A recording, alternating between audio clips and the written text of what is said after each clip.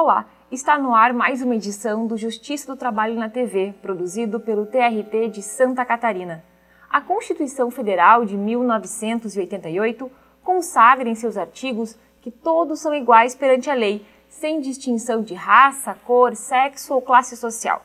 De forma expressa, ela garante ao cidadão um tratamento isonômico, preservando a igualdade religiosa, política e trabalhista. Mas afinal, o que é igualdade? E como ela atua no direito do trabalho? Para discutir o assunto, está conosco o juiz Flávio da Costa Iga, do Tribunal Regional do Trabalho de Mato Grosso do Sul. Juiz Flávio, seja bem-vindo ao nosso programa. Obrigada pela participação. Eu que agradeço pelo convite, é uma honra estar aqui. Bom, o princípio jurídico da igualdade é um dos pilares da democracia. E diante disso, eu gostaria que o senhor falasse um pouquinho sobre a sua importância. Bom, o princípio da igualdade, como bem ressaltado na própria pergunta, ele é fundamental para o nosso Estado constitucional, assim denominado Estado democrático de direito.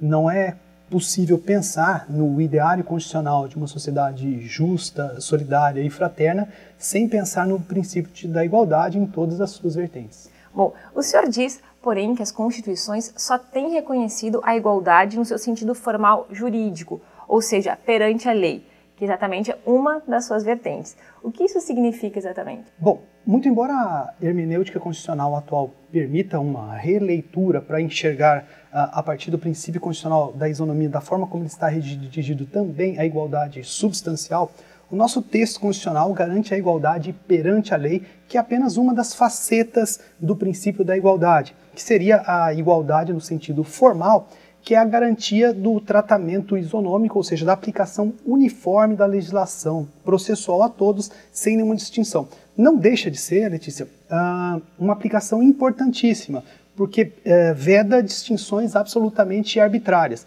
Eu cito, assim, a título de curiosidade, um caso ocorrido nos Estados Unidos, em meados do século XIX, o caso Dred Scott versus Sandford, em que Dred Scott era um sujeito nascido escravo e depois liberto, e ajuizou uma ação contra o seu senhor de escravos, e essa ação foi parar na Suprema Corte, e a Suprema Corte, por 8-1, acabou extinguindo o processo por ser ele negro, e por dizer que, por ser ele negro, faltava-lhe um pressuposto processual, porque ele não era reconhecido como cidadão, ou seja, não era pessoa, e por isso não poderia processar.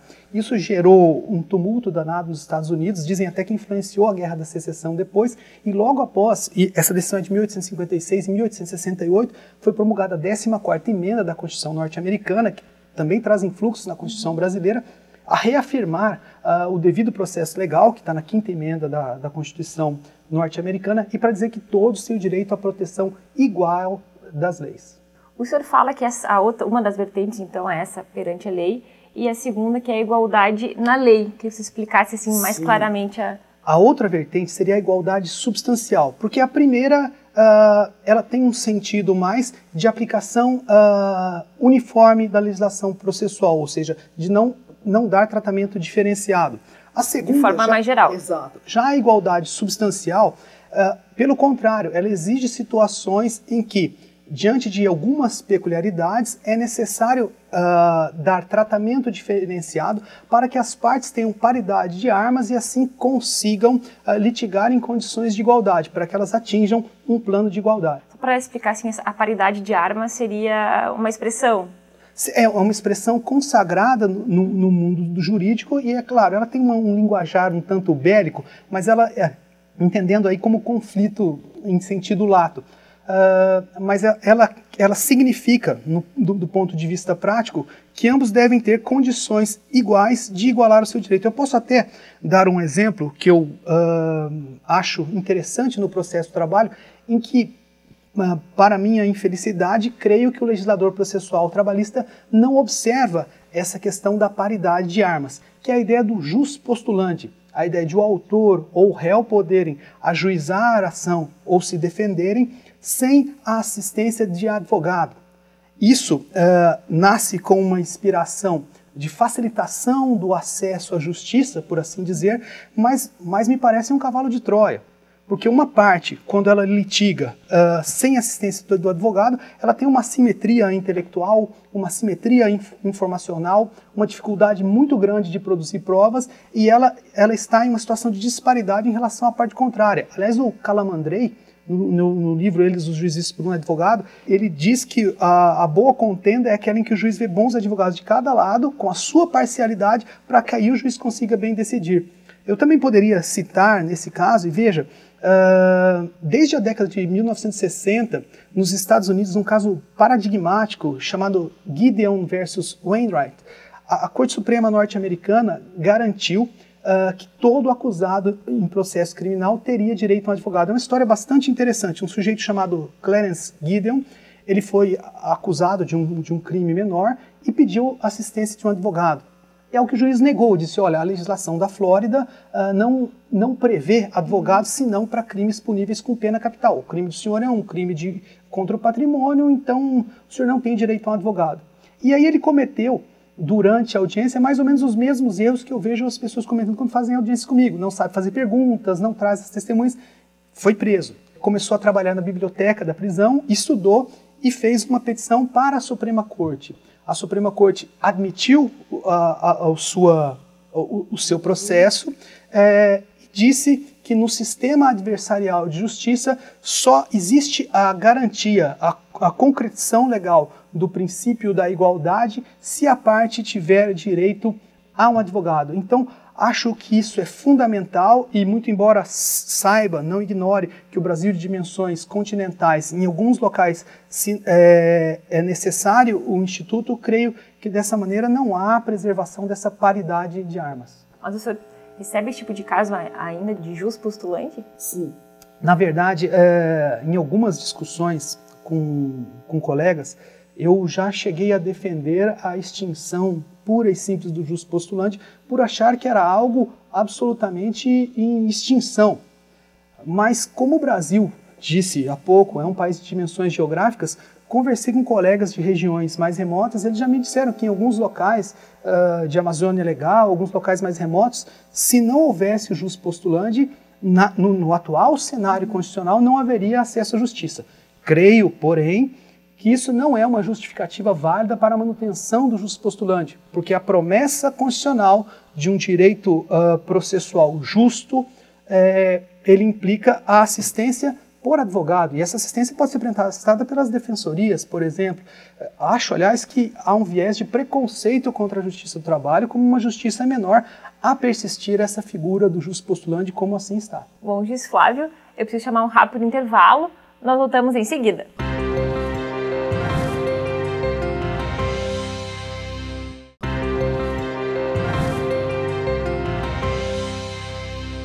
Voltamos para o segundo bloco do programa. Estamos conversando com o juiz do trabalho Flávio da Costa Iga sobre igualdade e direito do trabalho.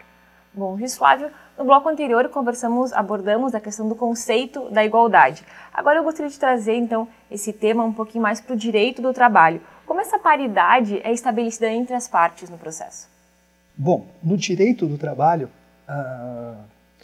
a paridade é estabelecida a partir da percepção de que há um desequilíbrio, uma disparidade de forças. Aliás, a própria gênese do direito do trabalho, como nós conhecemos, ela surge como resposta a um ideário liberal. A Revolução Francesa, muito importante para o estabelecimento dos direitos civis de primeira dimensão, por assim dizer, ela tinha como lemas igualdade, liberdade e fraternidade. Todavia, viu-se que aquela concepção de igualdade ela acabava por oprimir os mais fracos. Na época da Revolução Francesa, os chamados trabalhadores livres trabalhavam em torno de 16 horas por dia. Os presos trabalhavam 12 horas por dia e os escravos nas colônias 10 horas por dia. Ou seja, havia uma ideia de liberdade, de autonomia plena, privada da vontade das partes, que acabava gerando uma opressão, ou seja, aquela ideia do artigo 1134 do Código Civil francês, segundo o qual os contratos fazem leis entre as partes, viu-se que aquilo gerava situações de iniquidade. Daí a famosa premissa de Lacordaire, segundo o qual entre o rico e o pobre, entre o forte e o fraco, é a liberdade que oprime e a lei que redime. E isso, na verdade, o direito do trabalho, o direito material do trabalho, procura corrigir através de uma intervenção nessa autonomia privada da vontade das partes, criando um patamar mínimo de direitos, um feixe de proteção para tentar dar um patamar de dignidade para o trabalhador. E no caso, como que essa paridade a gente consegue estabelecer entre as partes, entre o trabalhador e o empregador? Bom, por meio de dispositivos que garantam que uma situação iníqua não se estabeleça. Veja, por exemplo, alguns dispositivos da nossa Consolidação das Leis do Trabalho. Ela diz, no artigo 444, que as relações de trabalho são de livre estipulação entre as partes. Isso parece muito com 1134 do Código Civil francês, mas depois da vírgula vem em tudo aquilo que não contravenha normas de proteção ao trabalhador. No mesmo sentido, o artigo 9º da CLT fulmina de nulidade todos os atos tendentes a fraudar a aplicação de normas imperativas, cogentes de direito material. Em relação à alteração dos contratos de trabalho, 468 da CLT diz que essa alteração só é possível se houver mútuo consentimento, já que a natureza é contratual, e mesmo assim desde que não resulte prejuízo direto ou indireto ao trabalhador. Bom, seguindo essa linha, que o senhor vem comentando, a legislação protege, então, o trabalhador que é considerado hipossuficiente nessa relação. Em função disso, as partes acabam recebendo um tratamento desigual. De que forma isso ocorre sem ferir o princípio da igualdade? Bom, eu preciso fazer uma diferenciação aqui entre a hipossuficiência no direito material e a hipossuficiência no direito processual. No direito processual, não é a mesma vertente de desigualdade que existe no direito material, muito embora no direito processual haja, tanto para o autor quanto às vezes para o próprio réu, normas a tentar atingir uma dimensão de igualdade, seja no sentido formal, seja no sentido substancial. Eu posso dar aqui um exemplo em processo do trabalho, que é em relação às consequências da ausência da parte na audiência. Diz a CLT no artigo 844 que a ausência do trabalhador implica arquivamento, ou seja, extinção sem resolução do mérito, possibilidade de ajuizamento de inovação, e que a ausência do réu implica revelia e confissão, ou seja, presunção de veracidade das alegações constantes da petição inicial. Uma consequência muito mais grave. Procura-se com isso tutelar o quê? A ideia de que o trabalhador pode não ter uma consciência exata daquela demanda, pode aquela lide ter sido simulada, não ter passado aquela procuração. Mas veja que a própria jurisprudência construiu uma consequência mais igualitária, ou seja, tirou a justificativa epistemológica da existência dessa distinção, no caso em que as audiências são fracionadas, adiadas, ou seja, a partir do momento em que o juiz, em uma audiência chamada audiência inaugural ou de conciliação, tem contato com as partes e ele comunica a ambos, a trabalhador e empregador, a autor e réu, que devem comparecer a outra audiência para prestar depoimento sob cominação de confissão, ou seja, presunção de veracidade das alegações da parte contrária, essa consequência processual vale tanto para o autor quanto para o réu. É o que diz a súmula 74 do TST, ou seja, em situações desiguais trata-se desigualmente, em situações em que já não se verifica essa mesma desigualdade, trata-se igualmente. Bom, muito bem. Esse caso que o senhor mencionou realmente é essa máxima do filósofo Aristóteles, né? A isonomia somente se alcança tratando igualmente os iguais e desigualmente os desiguais na medida das suas desigualdades. Sim, Letícia. O grande problema do discurso aristotélico, e esse discurso está no livro A Política, e também foi apropriado depois, recuperado num discurso muito famoso de Rui Barbosa, chamado Oração aos Moços, é identificar em que situações justifica-se esse tratamento desigual. Quando se cita Aristóteles, por exemplo, nesse trecho, e essa é uma síntese perfeita, mas Aristóteles nessa mesma obra usa esse mesmo argumento para justificar que algumas pessoas são naturalmente vocacionadas à escravidão, ou seja, têm a mesma utilidade dos animais. Ele nega, por assim dizer, o imperativo categórico de Immanuel Kant, segundo o qual todo homem é um fim em si mesmo. E prossegue ainda Aristóteles dizendo que as mulheres, em qualquer situação, estão abaixo dos homens. Então veja que, embora ele tenha feito uma bela síntese do que significa o princípio da igualdade, trato iguais igualmente, desiguais igualmente, é preciso sempre ter uma noção muito acurada e muito dinâmica de quais são as situações em que realmente há uma desigualdade que justifica tratamento desigual. E ver-se, hoje, sem equívoco, que nesses dois casos Aristóteles estava errado, tanto em relação a pessoas ocasionadas em escravidão, quanto em relação à mulher. Voltando um pouco agora para a questão do processo do trabalho, percebe-se que casos idênticos, muitas vezes, a gente vê na Justiça do Trabalho que tem decisões distintas, né? Como equalizar essa questão? Bom, Letícia, a sua pergunta é bastante inteligente e intrigante, mas esse fenômeno não ocorre só na Justiça do Trabalho. Em todos os ramos da justiça nós temos decisões discrepantes, e isso, principalmente em primeira instância, é natural da chamada independência do juiz, ou seja, da possibilidade de que cada juiz tem, diante da legislação e diante das provas produzidas, de firmar o seu convencimento a partir daquilo que está ali e proferir a decisão mais adequada. Todavia, existem os tribunais superiores e hoje até os próprios tribunais regionais, no nosso caso, com a função de uniformizar a jurisprudência, ou seja, a função de definir qual é a interpretação correta da lei, até mesmo para possibilitar a sua aplicação. Essa era uma crítica que Jeremy Bentham, por exemplo, fazia ao Common Law, que é um sistema assim. Hoje tem mais sutil essa diferença, mas mais ligado à questão de precedentes, que ele dizia, olha, quando eu não tenho uma regra rígida, eu faço como uma lei para os cachorros. Ele chamava de dog law, a common law, porque ele diz o seguinte, olha, eu não posso chegar ao meu cachorro e passar um manual. Você não pode subir no sofá, você não destruirá meus tênis, você vai fazer suas necessidades ali.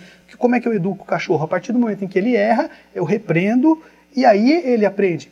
E quando eu não tenho lei, ou seja, ou mesmo quando há um voluntarismo, quando há decisões discrepantes a todo momento, a parte nunca sabe como se comportar. Eu mesmo, como juiz do trabalho, todo final de ano, até pelo menos ano passado, eu era perguntado se uma pessoa que trabalha 2 ou 3 ou 4 ou uma vez por semana, se ela é empregada ou diarista.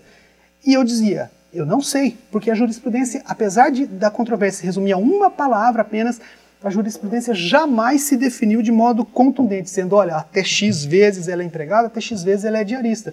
Então, fica difícil que o direito sirva como um guia de conduta social quando uma lei do início da década de 70 e uma controvérsia sobre uma única palavra acaba por não ter um pronunciamento jurisprudencial definitivo. E isso só veio com a lei complementar que regulamentou a Emenda Constitucional 72.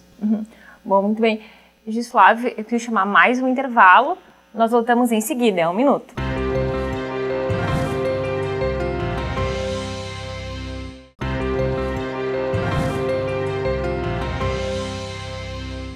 Voltamos para o último bloco do programa. Estamos conversando com o juiz do trabalho, Flávio da Costa Iga, sobre igualdade e direito do trabalho. Bom, no final do bloco anterior falávamos sobre a questão dos problemas causados pelas mudanças na jurisprudência. De que forma elas interferem no princípio da igualdade? Bom, as mudanças na jurisprudência, elas interferem significativamente porque elas comprometem a questão da segurança jurídica. Ou seja, muito embora eu tenha dito no bloco anterior que as cortes superiores, principalmente, elas servem para uniformizar a jurisprudência, essa uniformização também serve à pacificação social, ou seja, serve para que os jurisdicionados como um todo, os cidadãos, saibam como se comportar diante das situações sociais. É fundamental para os atores sociais entender como devem se comportar. Todavia, é claro que a jurisprudência muda porque muitas vezes mudam os fatos, mudam o direito, a lei, ou mudam mesmo os valores. E isso implica mudança da jurisprudência. Isso é inexorável e também é salutar que assim o seja. Ocorre que creio que deva haver uma modulação temporal nos efeitos da mudança jurisprudencial. Sou pena de uma pessoa que hoje está em situação absolutamente regular, no dia seguinte vá dormir e acorde no dia seguinte com um passivo imenso, uma dívida tremenda. Essa foi uma discussão muito interessante na França, por conta de uma questão trabalhista, aliás. A Corte de Cassação francesa entendia que não era devida compensação financeira nos contratos que previam cláusula de não concorrência, chamada cláusula de quarentena, ou seja, que o empregado não poderia trabalhar para um concorrente por um determinado período. Veja, eu não concordo com essa decisão, acho a decisão tremendamente injusta. O fato é que, de repente, houve o que os franceses chamam de revirement de jurisprudence, quer dizer, mudança da jurisprudência, e passou-se a entender que naqueles contratos em que não se previa compensação financeira para os casos dessa cláusula eram nulos, ou seja, que tinha que se pagar. Ou seja, até aquele momento, a estabilidade jurídica, a segurança jurídica provocada pelas decisões, ela mudou de uma hora para outra. Então, veja, embora tenha que preservar a igualdade, é óbvio que situações consolidadas sob a égide de um entendimento, elas devem permanecer sobre aquele entendimento. Senão, os cidadãos, eles sabem hoje que devem se comportar, mas podem saber amanhã que não deveriam ter se comportado daquela maneira. O que também perturba muito o nosso ordenamento jurídico. Aliás, creio que, embora não seja por essa razão que o STF tenha cassado a decisão do TST, a decisão do TST que determinou a correção dos débitos trabalhistas pelo IPCA-E, também determinou que essa correção com efeitos retroativos a 2009. Veja, também acho tremendamente justa a correção pelo IPCA-E. Escrevi 2 artigos a respeito disso, um defendendo a correção pelo IPCA-E e a inconstitucionalidade da TR, e outro defendendo a possibilidade de declaração de inconstitucionalidade pelos tribunais, mesmo após a decisão do STF. Agora, não concordo que isso faça com que, depois da descoberta desse erro, os devedores passem do dia para a noite ter um passivo muito maior. Acho isso, de fato, perturbador à segurança jurídica. É que hoje falar-se disso é muito impopular, principalmente no seio da magistratura trabalhista, porque as mudanças na jurisprudência atual e circunstancialmente têm sido mais benéficas aos trabalhadores. Mas veja, isso tem 2 polos, isso pode modificar para o outro lado também. Uhum. Bom, muito bem. Eu gostaria que você falasse um pouquinho agora da participação do juiz, então, na promoção da igualdade. No seu entendimento, o magistrado tem de ser participativo. Ele deve agir, se necessário, para evitar desigualdades. De que forma, então, o juiz pode interferir sem ferir a igualdade processual, o contraditório e a ampla defesa? Bom, a sua pergunta também, novamente, é extremamente instigante. Acho, sim, que o juiz deve interferir a todo momento para nivelar desigualdades. O juiz não é um convidado de pedra do processo. E eu poderia ilustrar diversos momentos, mas vou me deter a 2. O primeiro, que é uma novidade do novo Código de Processo Civil, diz respeito à inversão dinâmica do ônus da prova, previsto no 373, parágrafo 1º. Era uma regra anteriormente prevista apenas no Código do Consumidor, artigo 6º, inciso 8º, veio para o Código de Processo Civil, e está lá positivada. Mas veja, acho que o juiz pode aplicá-la ao processo de trabalho, porque diz lá, quando a alegação for verossímil, o juiz achar que é difícil a prova, causar um ônus excessivo. Acho isso excelente. Só que essa decisão, a fim de preservar o devido processo legal, a simetria de informação, o contraditório e a ampla defesa, deve utilizar essa inversão primordialmente como regra de procedimento. Ou seja, se o juiz entender que aquele é um caso de inversão, ele deve comunicar à parte em decisão fundamentada, mas pode ser uma decisão mais simples, pode dizer isso mesmo em audiência, fixa pontos controvertidos e diz, olha, esse ponto aqui eu resolvo inverter em desfavor de tal, do autor ou do réu. E aí sim possibilitar que a parte se desvencilhe desse ônus. Deve o juiz, ele não pode, nas sentenças, simplesmente, puxa, eu acho que esse é o caso de inversão, e aí julga em desfavor. Aí sim ele feriria igualdade, contraditório e ampla defesa. As regras de inversão de ônus da prova, elas são, para mim, regra de procedimento e apenas subsidiariamente regras de julgamento, quando não há provas. Ou seja, ninguém produziu prova, eu preciso de um critério político de julgamento, julgo em desfavor de quem tinha um ônus. Mas se o processo está repleto de provas, pouco importa quem detinha o ônus de provar. Um outro exemplo também muito ilustrativo dessa atuação do juiz, e também que vem bem mais disciplinado agora no CPC, diz respeito às tutelas sumárias, que é um nome genérico que se dá às tutelas de urgência e às tutelas de evidência. Acho que esses dispositivos eles conciliam muito bem 2 princípios constitucionais que estão no artigo 5º, 78 da Constituição Federal, que muitos se empregam como sinônimos, mas deveras não são.